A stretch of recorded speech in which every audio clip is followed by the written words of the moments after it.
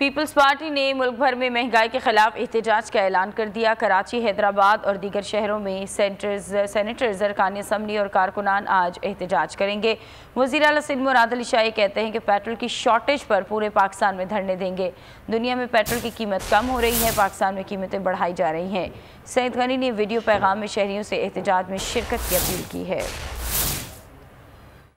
Pakistan peoples party petrol की shortage पे पूरे पाकिस्तान में धरने दे रही है। मेरे ख्याल है हर एक के पास मोटरसाइकिल तो होगी, कम से कम गाड़ियां भी हैं, कम से कम मैंने कहा ना। तो आपको खुद अंदाजा होगा कि पेट्रोल की कीमतें कहां तक पहुंच गई हैं, दुनिया में कम हो रही हैं और ये मेंटेन रख रहे हैं। ये उधर से भी लोगों की जेबों से, गरीबों की जेबों से पैसे निकाल रहे हैं। अमीर आदमी जो 5 करोड़ की लैंड क्रूजर खरीदता है, उसके पैसे पेट्रोल की कीमत की परवाह नहीं है। ये गरीबों से क्यों प्रॉब्लम है। और 17 दिसंबर को पूरे पाकिस्तान में मुख्तलिफ सतहों पर महंगाई के खिलाफ, पेट्रोल की बढ़ती हुई कीमतों के खिलाफ, बेरोजगारी के खिलाफ एहतजाज किए जाएंगे। उसी सिलसिले में पाकिस्तान पीपल्स पार्टी कराची के तहत बरोज़ जुमा 2 बजे दोपहर 10 दिसंबर को इम्प्रेस मार्केट सदर के मकाम पर एक भरपूर एहतजाजी मुजाहरा किया जाएगा। मैं कराची के शहरियों से, पाकिस्तान पीपल्स पार्टी के कारकुनों से और अहदेदारों से गुजारिश करता हूँ कि इस मुजाहरे में भरपूर तरीके से शिरकत करें।